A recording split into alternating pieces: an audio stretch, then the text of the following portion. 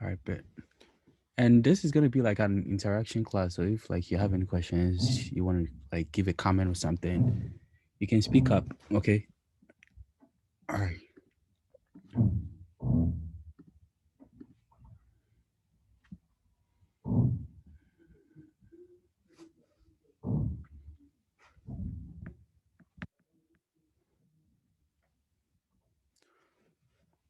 All right. So for the first lesson, this is just an introduction. This is basically telling you, um, so this is basically telling you that I want to congratulate you guys for taking, the first step in learning how the market actually works. Right. This is just an introduction text. It's not really a lesson. But what I'm gonna be doing is I'm gonna start from the introduction to technical analysis and the market structure. I know most of you guys know what market structure is, but I'll be going over market structure just briefly. It's not going to be anything detailed.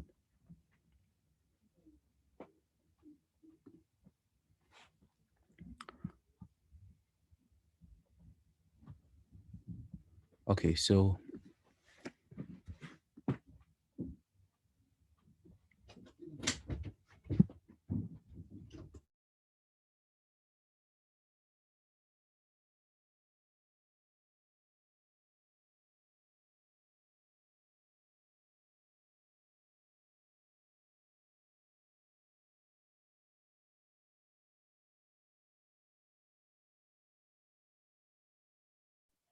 all right, so yeah, we're gonna be talking about introduction to Japanese candlestick patterns, and then with the Japanese candlestick pattern, what we'll be doing is we'll be talking about just two of the candlestick patterns, right? We'll be talking about the Doji and then the Engulfing candlestick. So basically, this is how a Japanese candlestick looks like. You have the high, and then we have the low, and then we have the opening price and then the closing price. For a bullish, right, candlestick, usually the highs and the lows are the same. So the highs and lows of a bull candlestick and then a bearish candlestick is always going to be the same. The only difference is that the opening price and the closing price is different. So if for a candlestick that is going up, which is the bull candlestick, right, the opening is going to be at the bottom, just like this, and then the close is going to be on top. Vice versa. For a bearish candlestick, the opening is going to be on top, and then the closing price is going to be at the bottom. Now, what is a doji candlestick, right? What is a doji? A doji is a candlestick where the opening price and the closing price are the same place. So basically, if let's say you have the 1 hour time frame, right? So this is a 1 hour time frame candlestick, and then within that 1 hour, price is just going up and down, right? So let's say price opened at this side, price is going up and down, and then price close at the same place, right? So this is going to be a doji candlestick, and we have different types of doji candlestick, but they are all the same, right? If your doji, your opening price was here, your closing price was here, it's still a doji. So far as your opening price and your closing price are the same place, it's going to be a doji, right? So an example of doji is this. This is a doji. Um, this is also a doji. This is also a doji, and this is also a doji. And then the next candlestick that we'll be looking at is the engulfing candlestick, right? I told you guys we'll be looking at two candlesticks. If you want to know anything about candlestick, I'll just send you guys the candlestick Bible, and I believe most of you guys have it.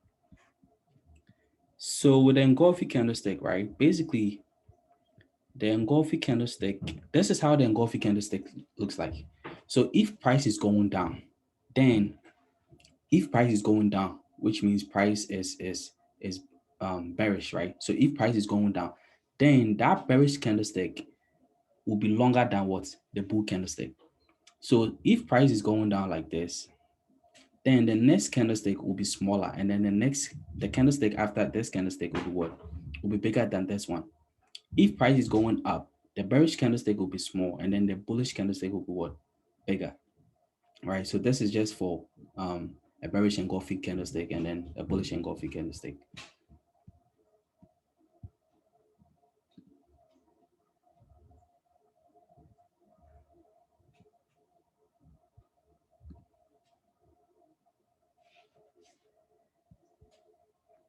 Okay, so market structure. When we talk about market structure, what is market structure? Market structure is basically a direction of the market, right? It's telling you, is market going up or down, right? So we have two types of market structure. We have an uptrend and then we have a downtrend.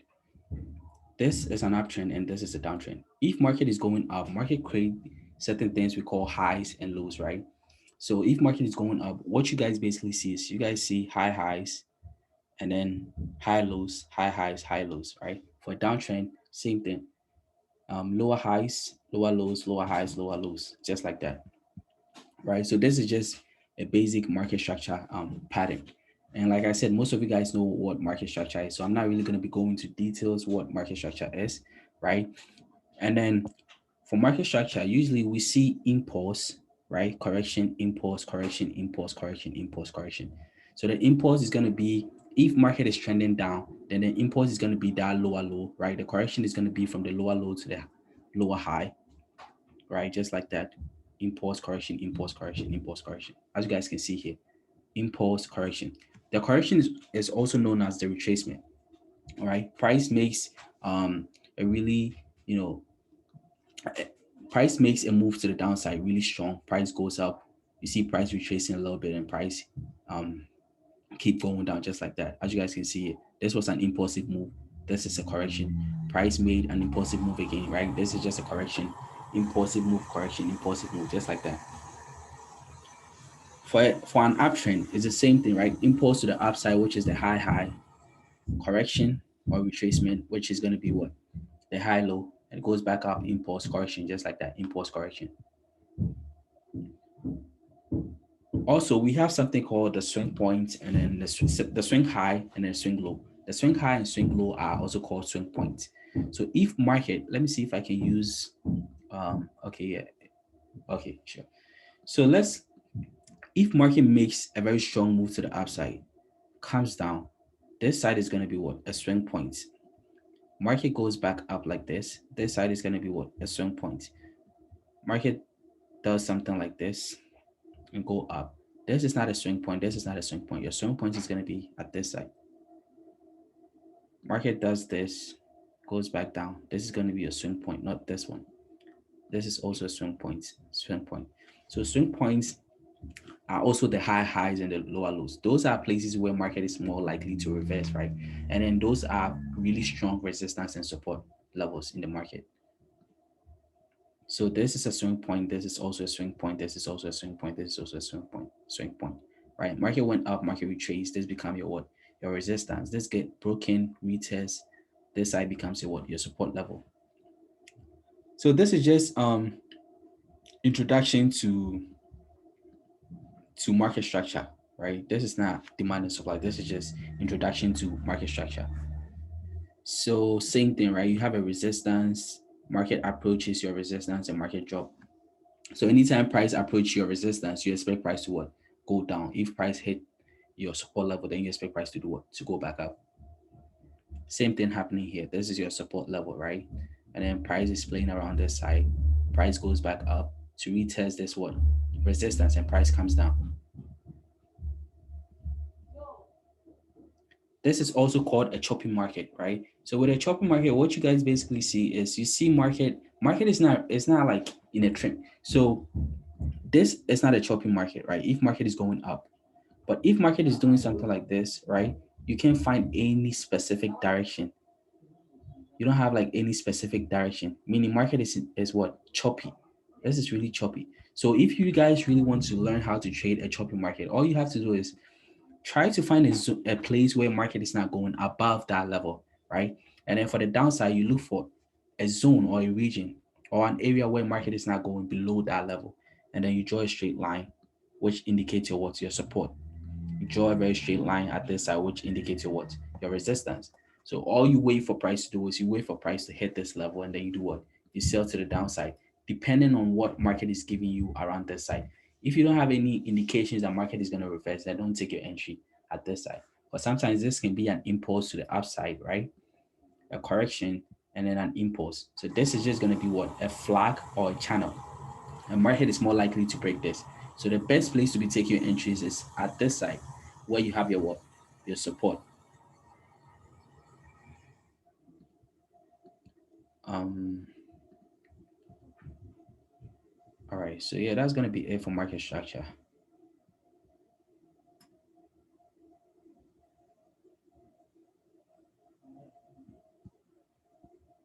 Next lesson, let's see.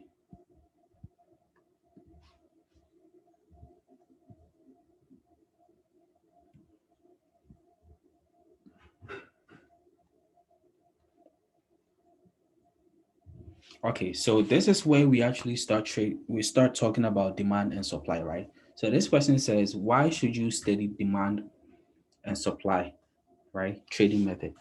So in order to start any business, you should know everything about the business, right? Otherwise, you will never succeed in the business.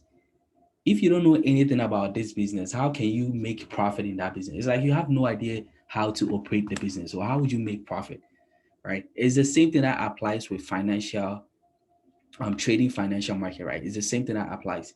If you have no idea how the market works, you will never make consistent profit. You always lose. You have to know how the market works. Once you know how the market works, then you start making what consistent profit. Now the market is composed of two players, which are the what? The market makers and then the retail traders. The retail traders are basically us, and then the market makers are the banks and the financial institution. Most of the time, I classify these people under two types, right? Which is going to be the bias, right? So if you have the bias here, the sellers is going to be at this side, right? So I classify these people under um these two things. So basically, you know that if financial institutions are in the market, they are what, either buying or selling. Anybody that goes to the financial market, they either do two things, right? Buy or what, sell. So if even though we have market makers and retail traders being the two players of the market, they still fall under what, the buyers and what, the sellers. Now let's look at something. So let me raise this.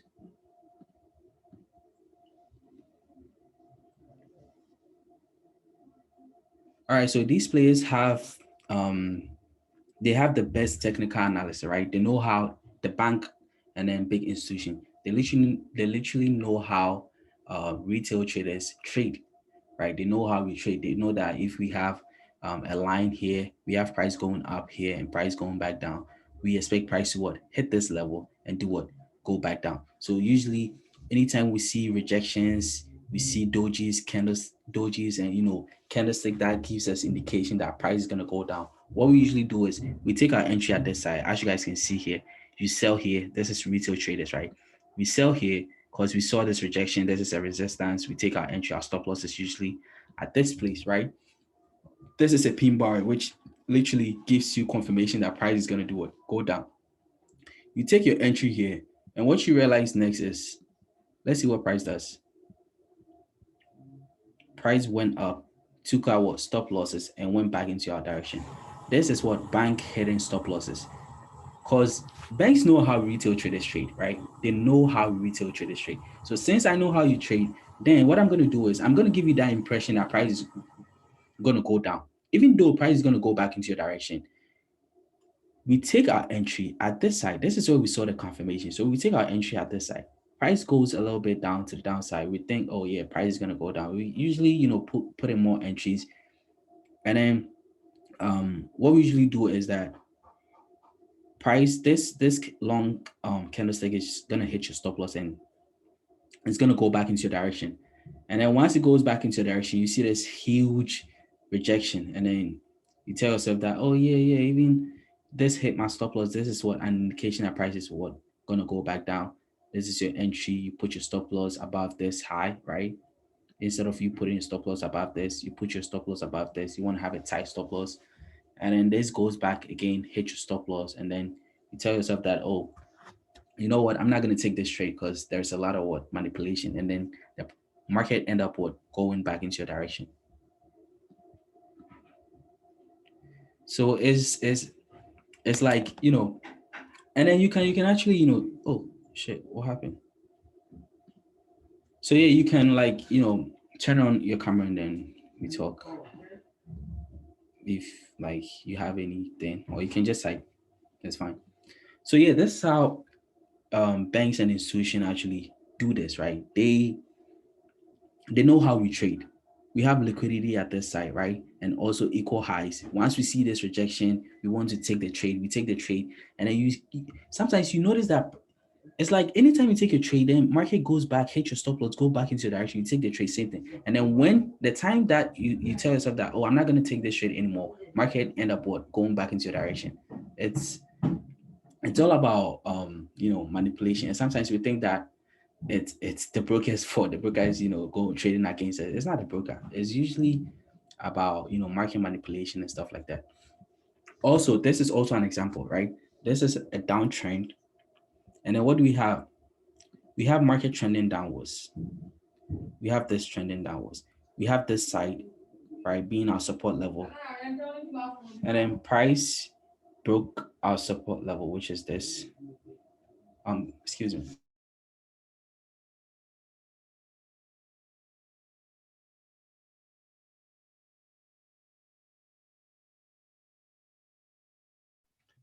So yeah, we have market. All right. So we have market trending downwards, right? We have this side being our support level. And usually we expect price to either hit this and go back up or breaks this. Once price breaks this, what do we expect? This is a breakout. So we expect price to retrace back up and then go back what? Down or back into our direction. Look at what happens next. Price goes back into direction. Price what? Goes back up. So these are all manipulations, right? These are all manipulation. Banks and big financial institutions, they know exactly how we trade. They know that this is a support level, right? So what will retail traders do? They will buy around this place, right? Put their stop loss here, above this high. Sorry, below this last low. So it's gonna be around this side. Price is gonna hit your stop loss. And then once price hits your stop loss, you see price going back into your direction. And then you tell yourself that, oh yeah, this is a break of structure, right? So you take your entry and then price goes back into your direction. So it's like you lose here, right? With this buy, you also lose with this sell. All right, let's see. Let's talk about how the big banks trade. So with this side, it says banks and financial institutions have certain zones where they buy and sell in the market, right? If you identify these zones, once you are able to identify these zones, you will take the same trades that they do, right? Instead of you trading against them. And this is a very good example of how big banks trade. This side, right? As you guys can see, this side, this zone right here, indicates bank selling orders. And then I'll be explaining more. I'll be talking about this more into details once we go to the next chapter, right? I'll be showing you how this actually works. So this is bank selling what? Orders. And then once these orders are being placed, price does what? Goes back down. Now this zone represents a good price for bank to what? Sell the market. Meaning if they should go back up, we expect price to do what? To go back down. Let's see what price did after price went back up to the side. So price went back to the side, right? This zone, and then price dropped. And like I said, I'll be explaining to you guys why these things happen, right? I'll be explaining to you guys more about this concept. All right. So this side is where we have the bank's orders, right? And then price retraced back to this level and then price went down. Now let me explain this more into details. Let me raise this and then head over to trading view and explain this.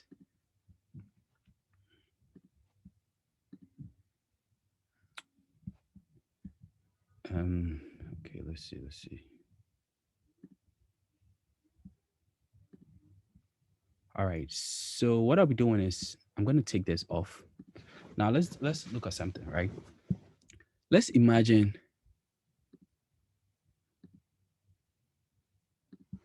Okay, so price went down.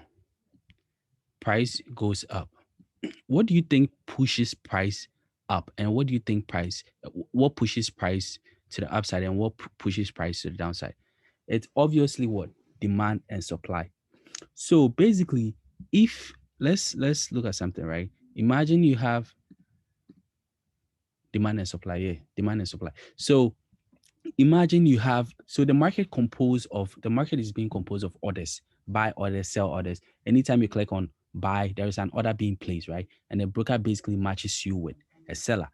Once you click on buy, it's an order. So once we get someone to, um, so you buy. So yeah, once we get someone to sell, it matches you.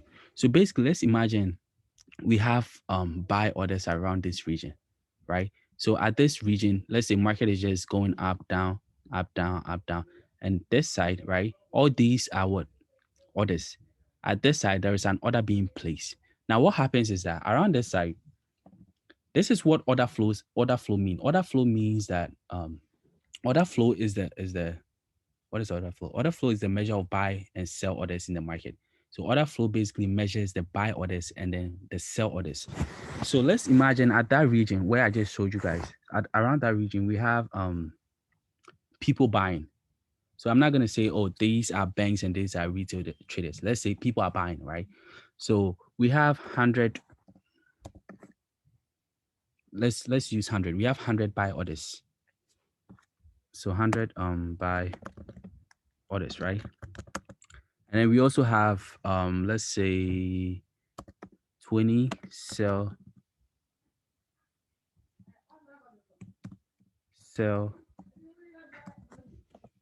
right? So we have 20 sell orders. And then we have 100 buy orders. Now, this is what happens with order flow. This is a zone where the orders were being what? Placed.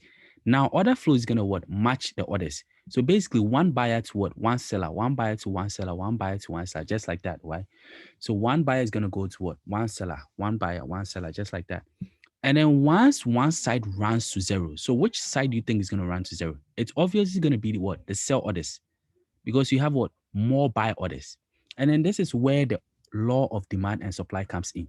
Now, with the law of demand, price says that if demand means buy, right? And then supply means sell. So if you have more demand, meaning you have more buys, right, coming into the market, then price is going to do what? Go up. If you have more sellers, which is supply coming into the market, then price is going to do what? Go back down. So around this side, once this runs to zero, once this side runs to zero, this is going to become zero. And this is going to become what? 80. Now you have 80 what? Buy orders. And then you have zero what? Sell orders. Price is going to move in favor of what? The buyers, because you have what? Buy orders around the side. So what price end up doing is you see price shooting all the way up. Now, this is where demand and supply trading method comes in.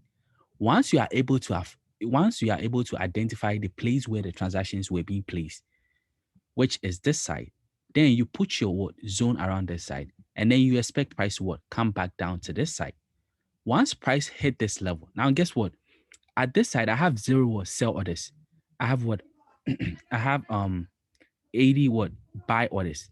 Now since buy orders is more than sell orders, then with the law of demand and supply, the law of demand says that if buy orders exceed sell orders, price should do what? Move in favor of what? The buyer. So you see price going up. It's just simple. Which order is more here? It's buy orders. So if price should get to this direction, so why should price break this if I have more buy orders at this side? If more orders are at this side, then I know for sure that if price should return back to this place, price is going to do what? Go back up based on what? The law of demand and supply. Now, let's also look at something. This is where we talk about banks follow big banks buying and then big banks, selling and stuff like that. Now, this is a concept, right? We know for sure that retail traders don't have enough money to move the market. So anytime we see a massive or a massive push to the upside or to the downside, we know these moves are being caused by what? Big banks and financial institutions. Once we know that this move was caused by what? Financial institution, then we know that there is a certain place where they place what? Their orders. Now, we wouldn't know for sure that this is exactly where they place their orders. So we wouldn't be able to catch this massive move to the upside, right? But we know for sure that since they place their orders, at what? A certain place. Now, all we have to do is find the place where the orders were being placed. We wouldn't be able to catch this move, right? But if they should retrace back down to this side, This side was a place where financial institutions place their orders. So let's say they place let's say 1,000, 10,000, right? 10,000 orders. Now once this 10,000 orders are being placed, price moved up because this this buy orders exceeded what? Sell orders. Now since this exceeded sell orders, price moved up. We don't know how many buy orders are left at this section, but we can tell based on what the movement of the candlestick. If price moves like this from a zone and it goes like this, we can tell that this movement is what is really weak. So the orders that were left here is not really what a lot. It's not a lot. But when you have a lot of orders being left at this region, we see a very strong momentum, like a very strong spike to the upside. This tells you that there is a lot of orders. And who do you think has enough money to place orders like this? It's big banks and institutions. So if price should return back to the zone, then we still have what a lot of what orders at this region. So we'll be expecting price to do what?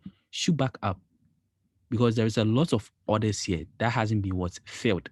So once this comes here to fill this, we expect price to do what? Go back up. I hope you understand this theory.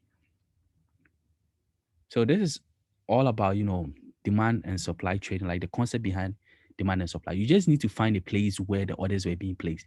Once you know where the orders were being placed, order flow basically matches the orders. Once the orders are being matched, one side is literally going to run to zero. If price moves up like this, then we know for sure that it was the sell orders that were ran to zero because price didn't move in favor of what the sellers. Price moved in favor of what the buyers. So meaning the sell orders ran out to what? Zero. Now this went up. All we have to do is find a place where the transactions were being placed. Once we know exactly where the transactions were being placed, we want to trade with the banks, right? We can't catch this move because if the orders are being placed here, we don't know. People that work at Wall Street know exactly where the orders are being placed, right? So they know that this is going to cause this to go up. But we don't work at Wall Street. So all we can do is just wait for price to go back down. And then once this goes up, it gives us, right, we traders, the confirmation that this was a place where the transactions were being placed. Like I said, we can't catch this move, right? But we'll be able to what catch this move. Because once this comes back down, we know for sure that this move was being caused by what? Big banks and institutions. So if market should approach this level, then we'll be expecting price to do what? Go back up. All right, let's go back to this.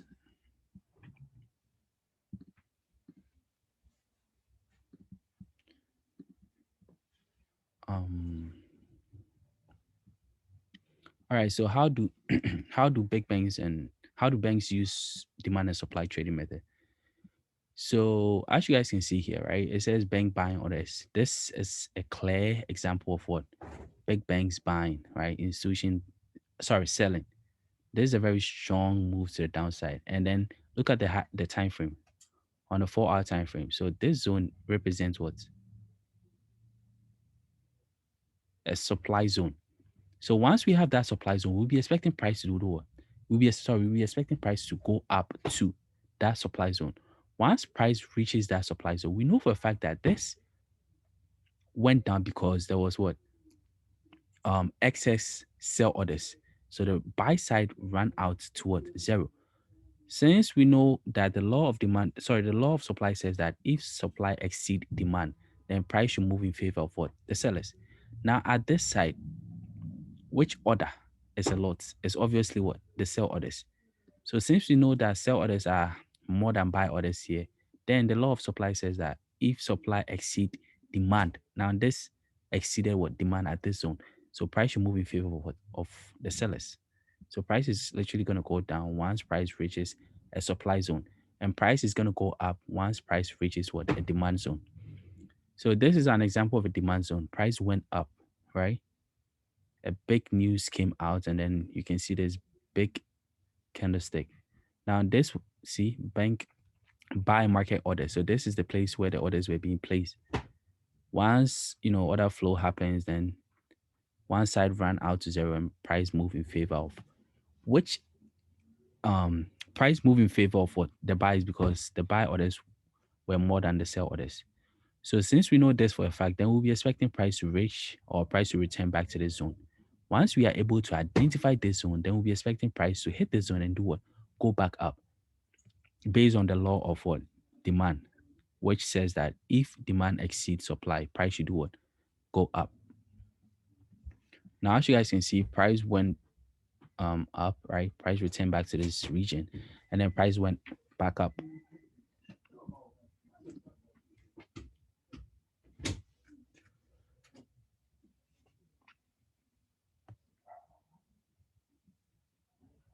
Now, after this lesson, I'll send you guys this PDF file. I think most of you guys have this PDF file, but you probably didn't understand this because you didn't know anything about order flow.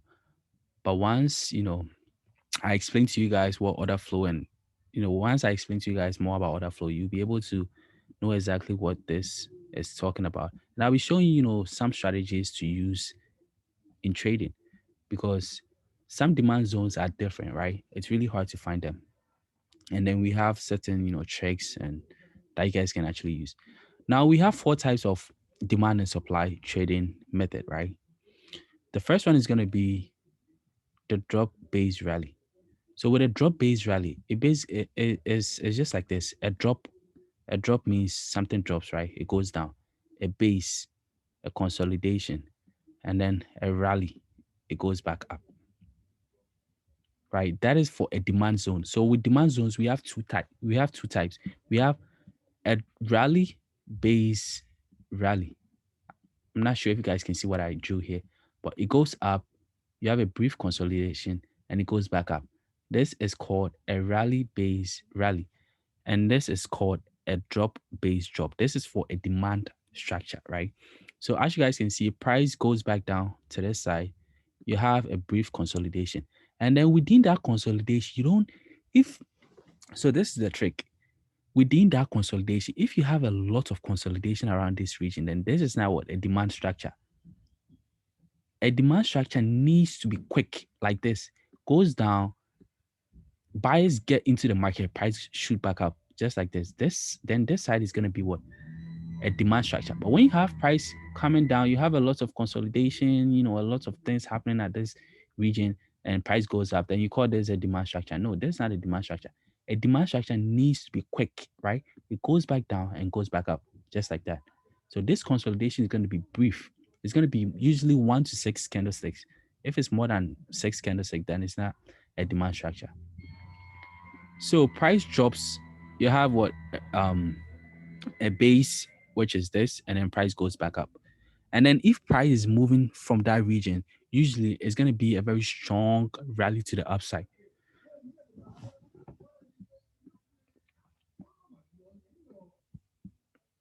right? And this is an example.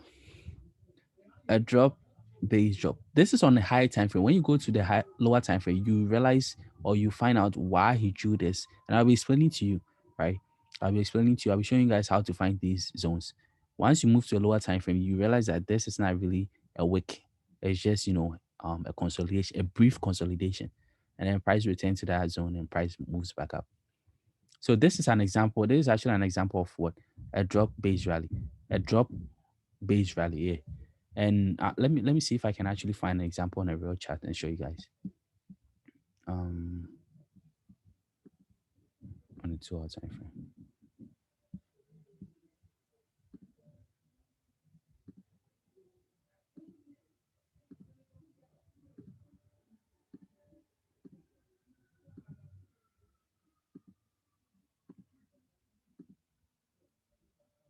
All right, so an example. Oh yeah. So this side, we actually have an example at this side.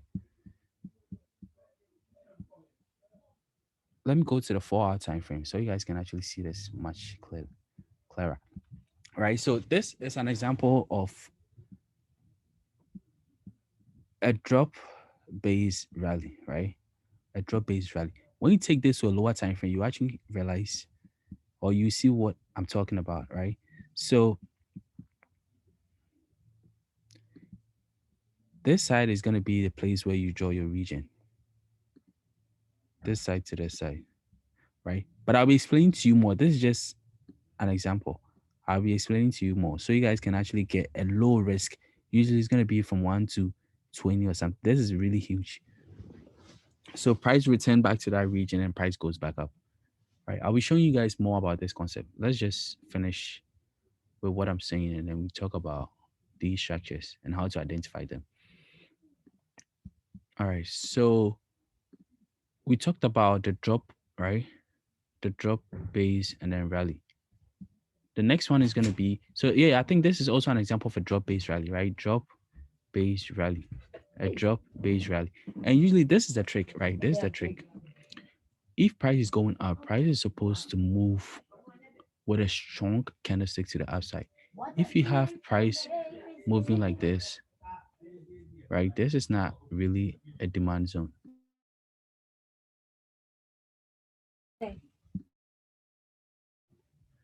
So yeah, price, if price is moving up like this is not really a strong up to the upside. So this doesn't indicate banks buying. We want to trade with the banks. We don't want to trade with what? Retail traders. If you are trading with retail traders, then you're going to be trading with this type of movement, right? This is an example of retail buying. Big banks buying looks like this: straight up, straight down. This is not retail. This is not big banks selling, right? This is just obviously retail. Um, so the next one is gonna be yeah. This is also an example, right? A drop, base, and then rally. Price return back to the zone. Price goes back up, just like this.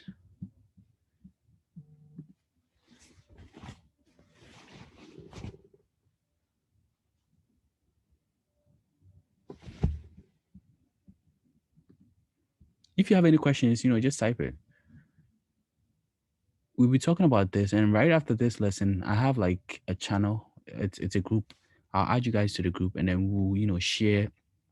I'll be sharing my chart with you guys, and I'll try doing weekly. I'll try doing weekly analysis on demand and supply, so you guys can actually know um where these zones are. And sometimes right after this lesson, you need to practice because if you don't practice, trust me, you wouldn't understand this. And this is a rally base drop. A rally base drop. This is for a supply zone, right? A rally base drop. So rally means something going up, drop down, right? So price goes up, rally, you have a brief consolidation, and then you have price going back down.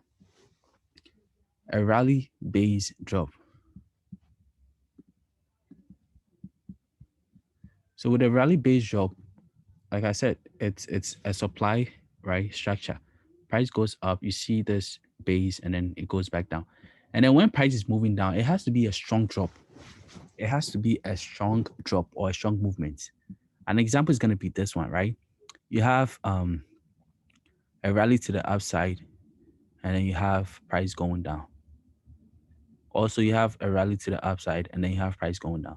So usually you have like you can have multiple zones because sometimes you don't exactly know where price is more likely to reverse. But once you keep practicing, you get you actually know exactly where market is gonna get to.